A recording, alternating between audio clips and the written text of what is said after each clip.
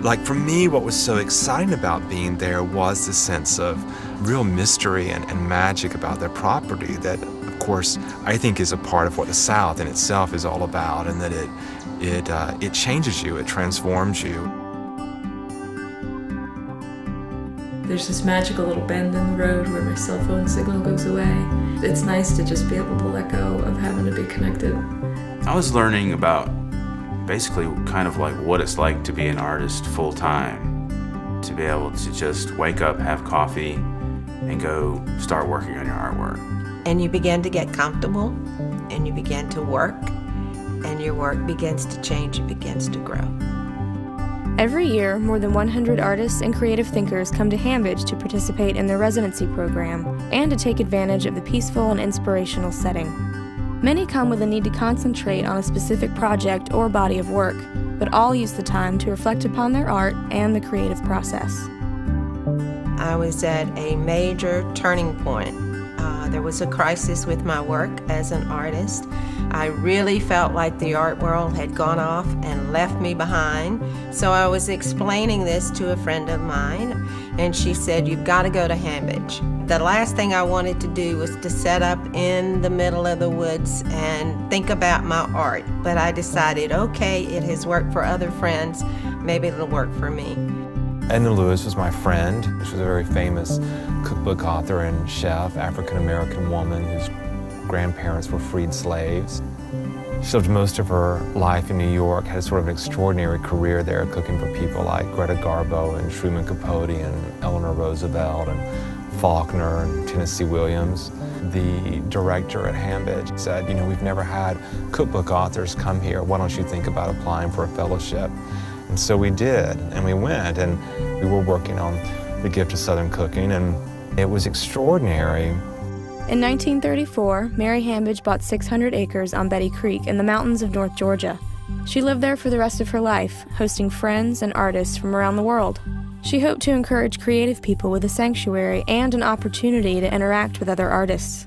When she died in 1973, her legacy lived on, offering artists throughout the country the setting, the solitude, and the time for the creative process. The only residency program of its kind for professional artists in the state, Hambidge today plays a critical role in supporting local, national, and international artists.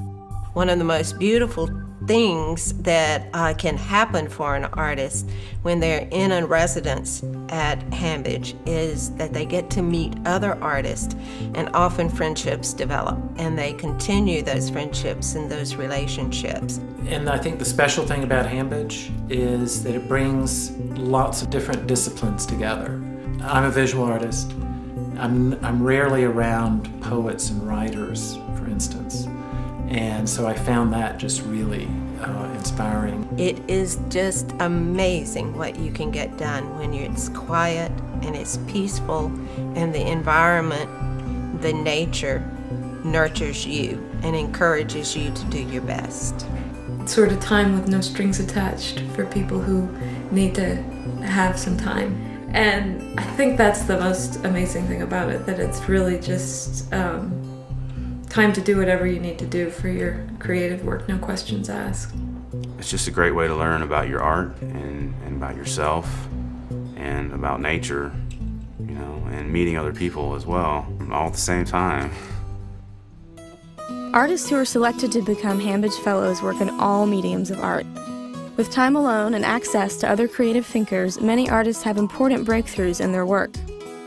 It was the first time that I'd ever seen watercress growing wild or ever tasted wild watercress. And the little stream that runs by Rock House, Miss Lewis would stand on the river banks, and I would be in my rolled-up pants legs up to my knees in mud, you know, harvesting wild watercress and wild mint that was growing there.